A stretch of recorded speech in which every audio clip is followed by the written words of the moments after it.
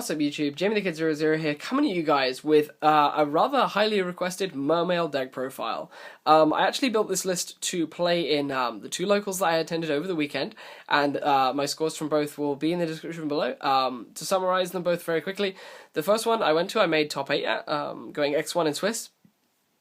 Then the second one I went to, which was a Swiss-only event, I ended up tying in the final round of Swiss and getting first/second place, tied at 3-0-1 with my good friend Darren.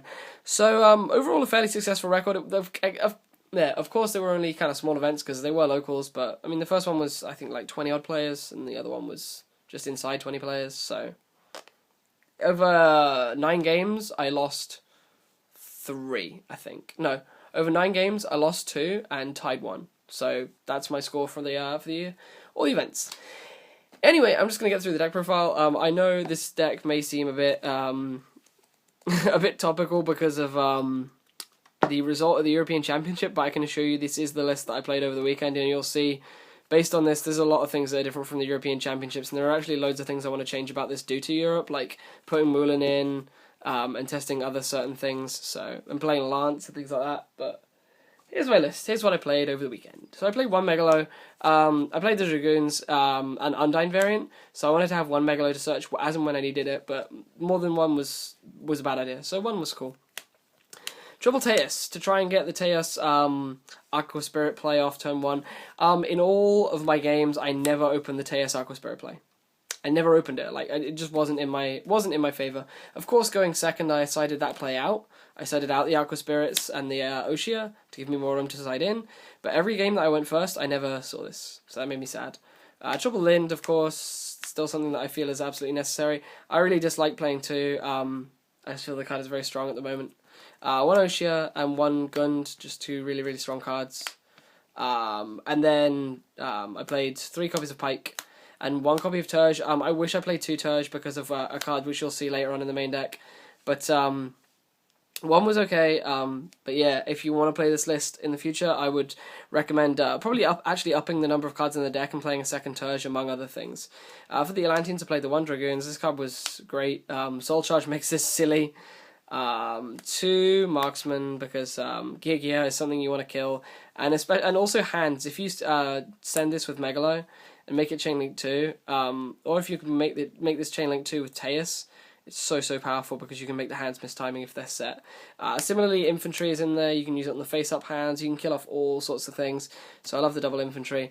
And then we're going to move into the kind of somewhat unconventional cards. I played 2 copies of Beautunaful Princess. Is that yeah or Fincess as it was in the OCG. This was the card that was hyped for a little while, but then no one actually started playing for Mermail that you can normal or special summon, and then you can immediately banish it to special summon a level 4 or lower fish type monster from your deck. Now this card's basic job is to get itself banished, which is in and of itself important for this deck, which you'll see later on in the spell and trap card lineup.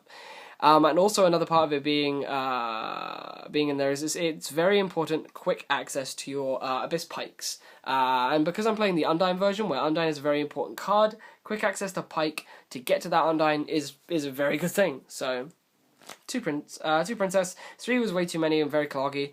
I have ways to put the Princess back in the deck, so I feel that 2 was a good number.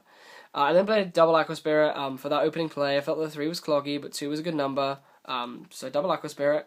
And then I played for the old Genex engine 3 copies of Genex Undine, which are beautiful in DT Super, and 2 copies of Genex Controller. There were 2 games across the 9 matches I played where I opened double Controller, and in a lot of my games I opened, well, at least 1 Controller. Against the Light Swarm player I played in top 8 on my Saturday locals. The top 8 I lost in. I drew Controller all 3 games. Game 2 that was the game I opened 2 in, which was horrific, but what are you going to do? But yeah, Controller was the bane of my life, but at the same time it opened up so many cool plays. I absolutely love the Undine engine again. I've fallen in love with it again, so I guess I'll just have to deal with it. And then otherwise, the only other 2 water cards I played are 1 copy of Tidal and 1 copy of Dragon Ice. I was joking among my friends saying that I would refuse to play the deck until I got in a secret Dragon Ice. And at the event I went to playing Sylvan's what should be last week, I ended up trading in secret first Dragon Ice. So I was like, okay, I have no excuse now. I have to play Mermail. So I did for the whole weekend, and it was fairly successful, so I liked that. So that was the monster lineup. I don't play the Maxis and things like that. I feel that Maxi is a bad card at the moment.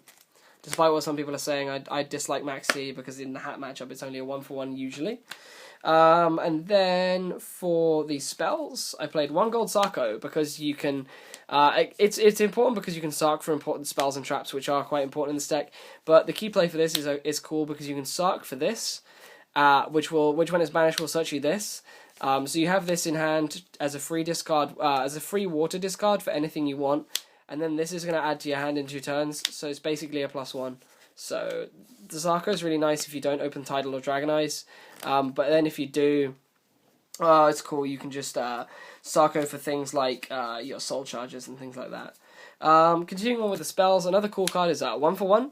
1-for-1 is in here for Beautunaful Princess, because you can make cool plays by activating this, getting Princess, banishing it, special summoning a level 4, and then summoning another level 4, and making a free Xyz on turn 1. So it's kind of nice. So 1-for-1. I actually played Efficient Swaps. This is something that I've been testing because Genex Controller is a card, so you almost always have cost fodder for this. And of course, if you discard Gund, I believe Gund will work for this as well, because Gund works when it's discarded for costs. And because you have Tidal, you have an instantaneous banish engine that's readily accessible through Undine. And you also have other ways to banish in the deck, like with Princess, and in some extreme situations, Gold Sarcophagus can be used for this. So you use this, it's like Salvage, but for any Aqua, Sea Serpent, or Fish that's in your banish zone, you can do this, discard a card, and add 2 of them back to your hand. So that can be like a Teus and a relevant discard card for its cost, or all sorts of combo-based cards. So Efficient Swaps is very, very strong in this deck, and it was definitely very good for me. Then I played 1 traditional Salvage because I didn't want to be caught without, especially because Dragon Ice is so powerful with heavy infantry. I wanted to have a good access to heavy infantry throughout the game. And I then played double Soul Charge. 3 was far too many. Soul Charge is a bit of a win more card in this deck. You can really win without it, in my opinion. You don't actually have to play it, but sometimes it can give you really nice opening field plays. So it's kind of nice. So I like the Soul Charges, but you can definitely play without them. And then for the traps, I played Triple Abyss Sphere. I always sided one of these out going into the next 2 games. I just wanted to have 3 to get to this quickly and push my game 1 win fast. But I understand that you can play 2 now, and 2 is a good number. And then finally, my MVP trap that so many people ran into was 2 copies of O-Fish. O-Fish was so silly, but so many people were like, what is this? I can't believe I ran into this. O-Fish took the place of Breakthrough Skill in this list, mainly because my Breakthrough Skills were on loan to the wonderful Lisa the Raichu, who, congratulations to her, won the Saturday Locals that I top 8'd, and I believe went 3-1 and took 3rd place at the Sunday Locals I went to, so she had a very successful record with Hat throughout the weekend, so big congratulations go to her. Kiss-assing aside, O-Fish was basically Gladiator Beast War Chariot for the deck. When an effect monster's effect activates, you can shuffle one of your banished Fish, Sea Serpent, or Aqua-type monsters into the deck, negate that activation, and destroy it. Now, my opponents have been banishing a lot of things recently with things like Rhapsody and Berserk. I have been banishing things with Tidal and Aqua Spirits, so I felt this card was going to have great access. And if you open Princess turn 1, or open the 1-for-1 setup for Princess turn 1, you're going to have this live whenever you draw it. So I felt that this was a very consistent card, and it was dead twice across the whole of the 2 events that I attended, the 9 rounds that I played.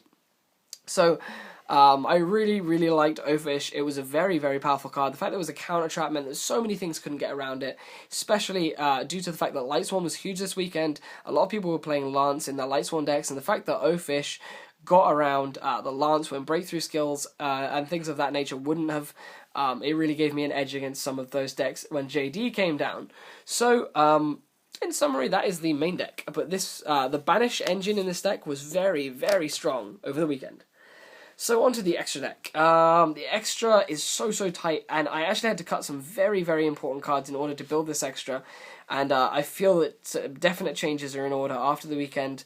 because I made a few meta calls that I guess were a bit unnecessary. So we're going to go through this. I played one Mechquipped Angineer. Engineer was in here mainly for the combo, but also to keep me alive in certain situations where I would lose to things like the JT pushes with Lightsworn. It was mainly in here, of course, for the Teos opening, but I never had the Teos opening, so Engineer was in here, but it wasn't all that effective. One Ghostrick Alucard. In my testing, I didn't think this card was going to be that important, but it actually proved to be very, very important throughout the event, so in hindsight, I would not cut the Alucard. The one Leviair, because we're banishing a lot of stuff, very important cards throughout the event, would not cut. Tri-Edge Levia was a card that I'm testing. You can special summon this off of Bahamut Shark, or you can Xyz summon it using 3 level 3s, and it becomes a walking breakthrough skill. But his effect that I was most interested in him for was the fact that he banishes any monster he destroys by battle. So I felt this card was going to be very, very important in the removal of cards like the hands, and of course getting the Mermelios away from the graveyard so that the Dianea became dead. So I really liked Tri-Edge Levia in theory, but in practice it was almost useless, so it really is possibly worth cutting either back to the other Tri or altogether, so that's something. And then I played the one Tri, and that runs off my 3s. For my 4s, the 4 space was so tight, but this is what I played. I played one Bahamut Shark because you need to. One Dweller because it's one of the best cards at the moment. One number 101 Silent Monarch because I feel this is one of the most powerful rank 4s, and one Lavalval Chain to set up the Tidal, and then if it survives you can Foolish Dragon Ice as well, which is pretty nice. A cool thing is my opponent banished my Tidal while I was on my side of the field with Michael, thinking that it would just, it would force me into a -1, and I was like, yeah, Tidal's effect, get me Dragon Ice, and that Dragon Ice actually went on to win that game for me, so that was beautiful. So the Lavalval Chain, and then I played 3 7s, because this is all the 7s you have room for. You very rarely make 7s now, but you have to play them because they're so powerful. The one Draco, the one Big Eye, and then the one Abyssteus were the 3 7s I played. And this rounds off the Xyzs I played. And then for the Synchros, which were pretty cool in their own right, I made all of them a fair amount. I played the one Black Rose, which was solid. Aqua Spirit, Genex Controller was a big thing. And 1-for-1 Beautunaful Princess into a level 4, and then summoning Controller was really cool as well. BLs. This won me a game single-handedly because of the Dragon Ice play earlier on. That I mentioned earlier on. And then the one Leo, because Leo's huge. And then, of course, Draco Sack tokens, which I need to actually get more of because I keep summoning like 3 Draco tokens.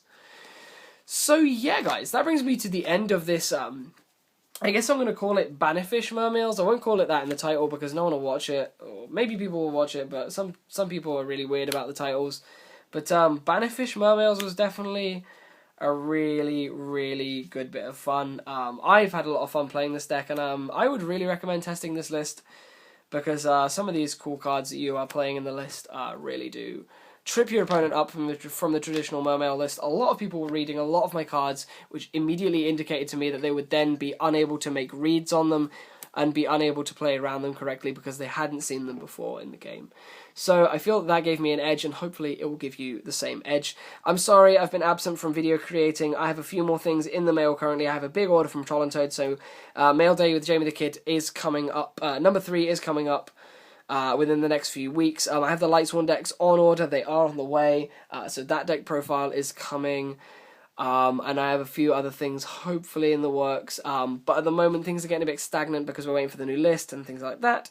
And as you know, I'm not huge on making news posts, so building decks is kind of obsolete for me at the moment. But I do have locals coming up. I am going to, of course, keep my tradition of building a new deck for that locals, so when I have that built, I will definitely show you guys my list. So otherwise, that brings me to the end of this. I hope you guys have enjoyed. Please let me know what you want to see next, and I'll see you guys next time. Peace out. Bye-bye.